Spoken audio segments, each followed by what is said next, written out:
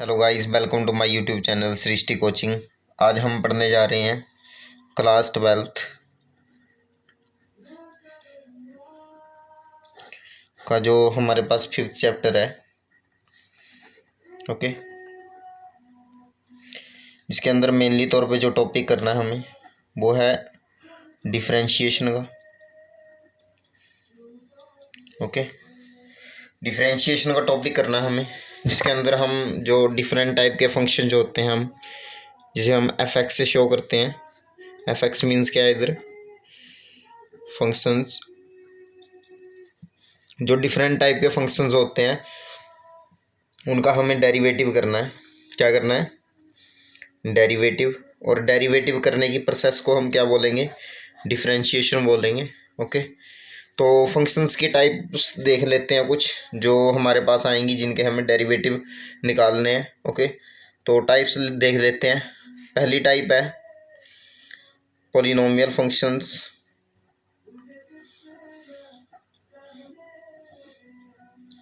Okay, second है हमारे पास logarithm functions.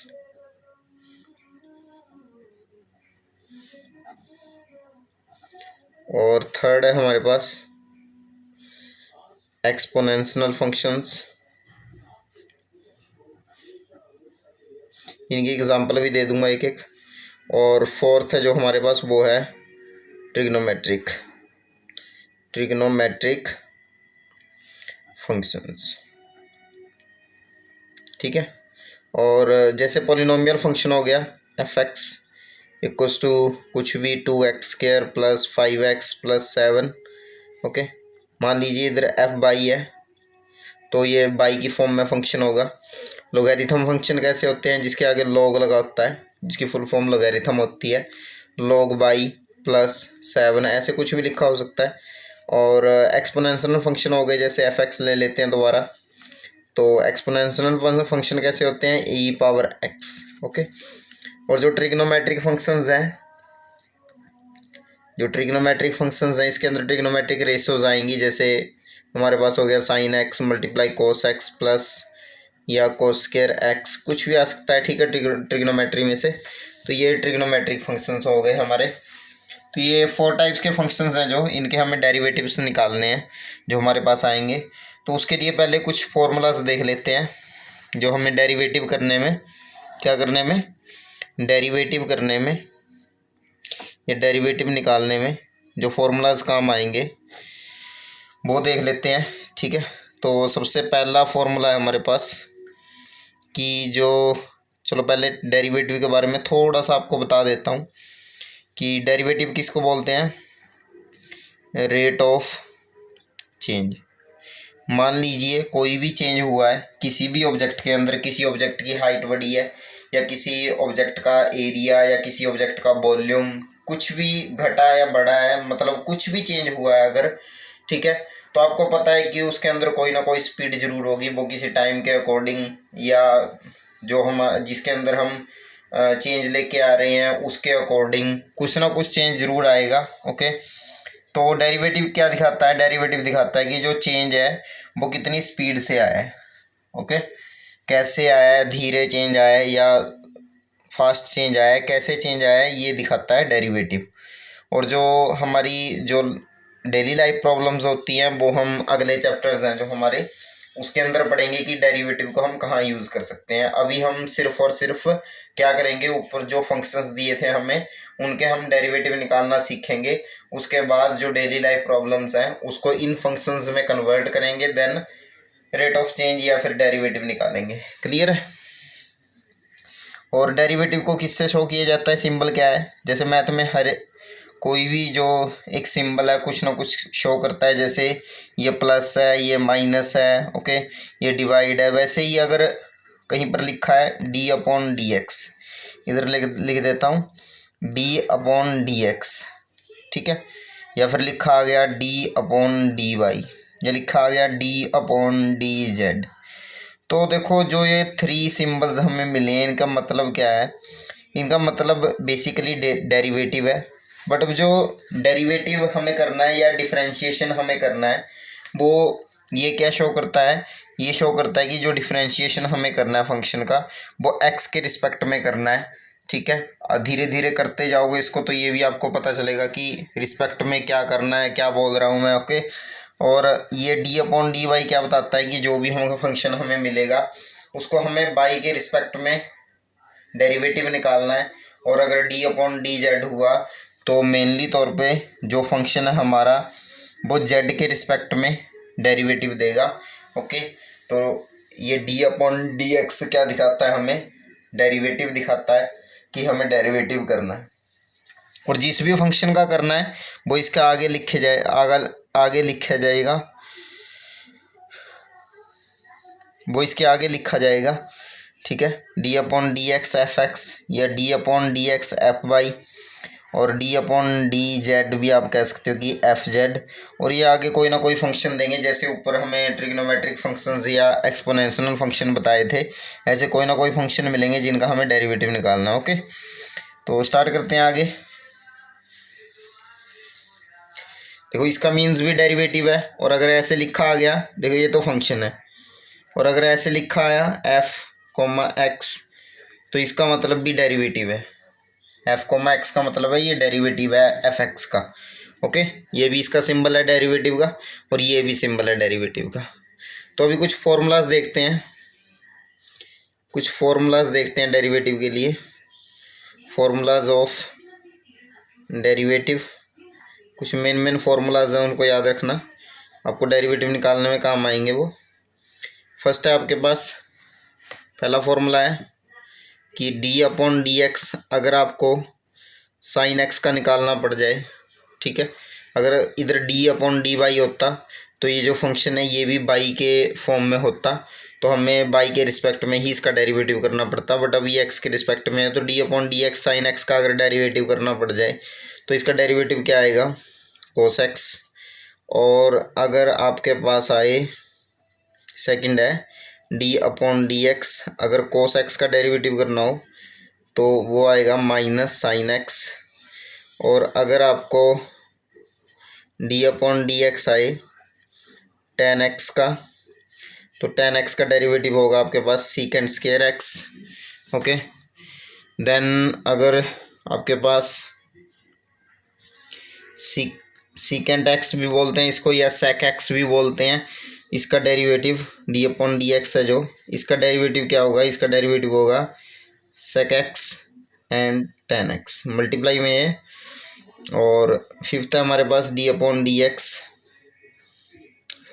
Cosec X का, जो हमारे पास कोसेक एक्स होता है या कोसिकेंट एक्स होता है, ठीक है, उसका डेरिवेटिव क्या आएगा, उसका डेरिवेटिव हमारे पास आएगा कोसिकेंट एक्स और कोट एक्स। ठीक है, मल्टीप्लाई में ये भी, और आगे माइनस भी लगेगा, minus cosecant x cot x. और उसके बाद है छठा फॉर्मूला कि डी अपॉन डी एक्स अगर हमें कोट एक्स का पता करना पड़े तो उसका डेरिवेटिव आएगा माइनस कोसिकेंट स्क्वायर एक्स। ठीक है, ये ट्रिग्नोमेट्रिक फॉर्मूलाज हैं या ट्रिग्नोमेट्रिक जो फंक्शंस थे उनके डेरिवेटिव्स हैं। और आप देख सकते हो कि जब भी हमें किसी सी वाले ट्रिग्नोमेट्रिक वैल्यू का या सी वाले ट्रिग्नोमेट्रिक फंक्शन का डेरिवेटिव निकालना पड़ रहा है तो आगे क्या आ रहा है, नेगेटिव आ रहा है। ठीक है, देखो इधर भी कोस था सी वाला है तो इसका भी माइनस आया है, और इधर भी कोसिकेंट सी वाला है तो इसका भी माइनस आया है, कोट वाला है इसका भी माइनस आया है, तो याद रखना ये बेसिकली बात है। ओके, नेक्स्ट चलते हैं आगे।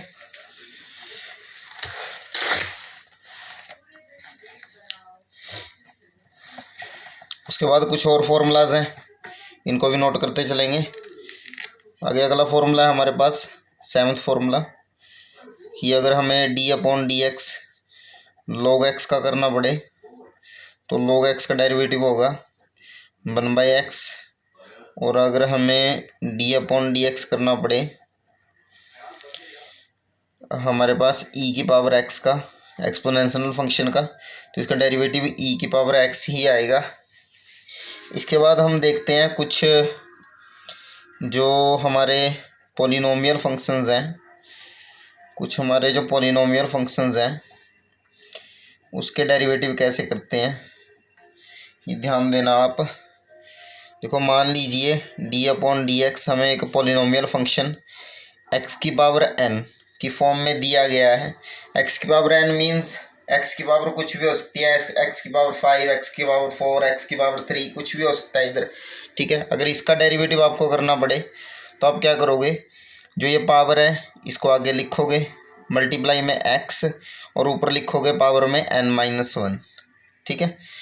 ये एक्स की पावर एन का डेरिवेटिव हो गया। जैसे अगर हमारे पास D upon D X power 5 होता, सॉरी इक्वल नहीं आएगा, एक्स पावर 5 होता तो हम इसका डेरिवेटिव कैसे करते, तो 5 को आगे लिखते और एक्स और ऊपर लिखते 5-1 मीन्स इसका डेरिवेटिव कितना हुआ 5x की पावर 4। ये डेरिवेटिव निकाल दिया हमने x की पावर 5 का, ठीक है। ऐसे बाकी जो x की पावर्स आएंगी उसका डेरिवेटिव निकालना पड़ेगा। अब अगर आपको पहले ही क्या होता कि d upon D X power 5 की जगह अगर आपको मिलता 3x पावर 6 ऐसे मिलता, एक कांस्टेंट नंबर है जो आगे पहले से मिलता आपको, तो आप क्या करते, जो 6 है उसको आगे लेते मल्टीप्लाई में, जो ये नंबर दिया है उसको लिखते और मल्टीप्लाई में लिखते x को और उसके बाद 1 माइनस करते, तो 6 3 18 और x की पावर कितनी आई हमारे पास 5, ठीक है। ये था हमारा पोलिनोमियल फंक्शंस के लिए। अगर आपको कांस्टेंट फंक्शंस के लिए करना पड़े, कौन से फंक्शंस के लिए, कांस्टेंट फंक्शंस के लिए करना पड़े, कांस्टेंट फंक्शंस किसको बोलेंगे, जिनके अंदर सिर्फ कांस्टेंट टर्म्स हो या नंबर्स हो, सिंपली कि डी अपॉन डी एक्स हमें 7 का करना पड़े, डी अपॉन डी एक्स हमें -3 का करना पड़े, या डी अपॉन डी एक्स हमें मान लीजिए 2/3 का करना पड़े, तो ये सभी कांस्टेंट है, इनका डेरिवेटिव जो आएगा वो 0 ही आएगा, ये याद रखना आप। कांस्टेंट फंक्शंस का डेरिवेटिव क्या होता है, 0 होता है। ओके, आगे चलते हैं। इसके बाद समझेंगे हम रूल्स जो हमें डेरिवेटिव करने में हेल्प करेंगे। ओके, ये फॉर्मूलाज जो ऊपर करवाए हैं ये वाले और ये रूल्स, ये दोनों मिलके क्या करेंगे, जो हमारा 5th चैप्टर है, 6th चैप्टर है, 7th चैप्टर है, और नहीं 5th और 6th कह सकते हो आप, कि 5th और 6th के अंदर मेनली तौर पे पहले 5th और 6th के अंदर आपको ये जो फॉर्मूलाज और रूल्स हैं वो काम आएंगे। उसके बाद जो इंटीग्रेशन का पार्ट है वैसे तो उसके अंदर भी डेरिवेटिव ही यूज़ होगा, बट वो इसका क्या है बिल्कुल ही इन्वर्स है, वो आप उसके अंदर देखना कि इंटीग्रेशन के अंदर क्या करना होता है।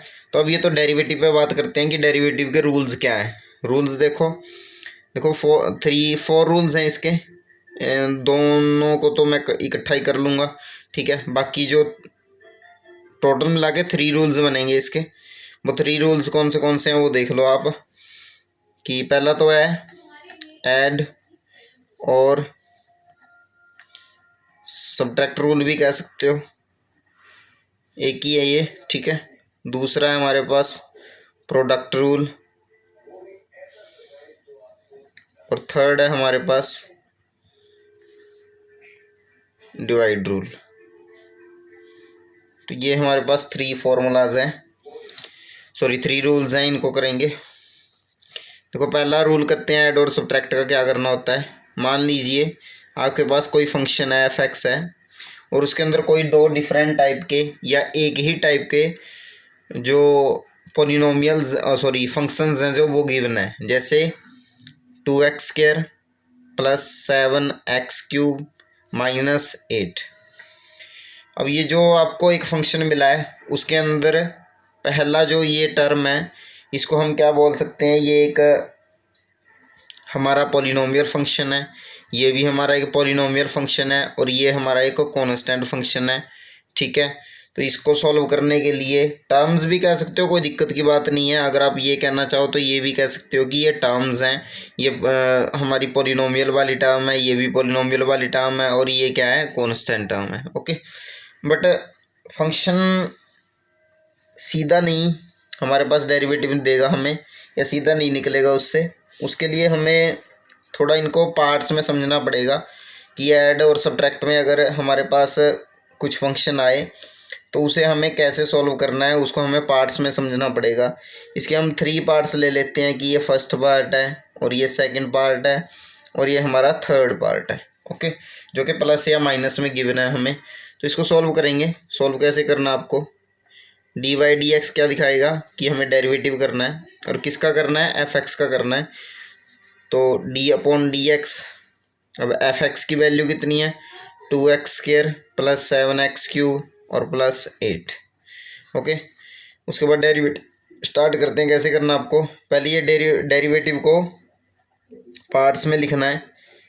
2x² plus D upon D x किसका 7x³, सॉरी इधर माइनस आएगा, और डी अपॉन डी एक्स 8। तो इसको अगर करेंगे हम तो देखो इसका डेरिवेटिव मैंने ऊपर करवाया आपको कि पहले पावर लिख लो, मल्टीप्लाई में क्या लिखो जो कॉन्स्टेंट गिवन है, और x को भी ऐसे लिख लो और ऊपर क्या करो -1 कर दो।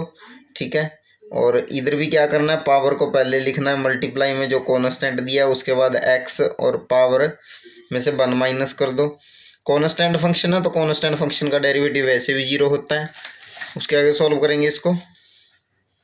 देखो 2 टू द कितना हुआ 4x और 2 में से 1 गया 1 प्लस 3 7 द 21 हुआ, और x पावर कितनी आई 2 माइनस 0 का कोई रोल ही नहीं है। तो ये क्या है हमारे पास, ये हमारा जो ये हमारे पास फंक्शन गिवन था f(x) 2x² plus 7x³ minus 8, इसका हमने क्या निकाला है, डेरिवेटिव निकाला है। किस रूल से निकाला है, ऐड और सब्ट्रैक्ट रूल से। क्यों ऐड और सब्ट्रैक्ट रूल यूज़ किया है, क्योंकि इसके अंदर प्लस या माइनस था। जब हम प्रोडक्ट रूल करेंगे तो हमें बीच में क्या मिलेगा, मल्टीप्लाई मिलेगा। तो 2 फंक्शन हमें मल्टीप्लाई में मिलेंगे, उस टाइम आप हमें प्रोडक्ट रूल का यूज़ करना है। और जब डिवाइड में हुए, मतलब कि दोनों फ्रैक्शंस में हुए फंक्शन, तो हमें क्या करना है, उधर डिवाइड रूल यूज़ करना है। ओके, इस पे प्रैक्टिस करो। एक सम और करवा देता हूँ इसके ऊपर। मान लीजिए आपको ऐसा क्वेश्चन ना देके कुछ ऐसा क्वेश्चन गिवन है कि f(x) इक्वल्स टू आपको गिवन है, मान लीजिए कि sin x plus cos x। अब इसका डेरिवेटिव आपको फाइंड करना है। तो इसके लिए आप क्या करोगे, आप लिखोगे d upon D X F x. Okay, उसके बाद लिखोगे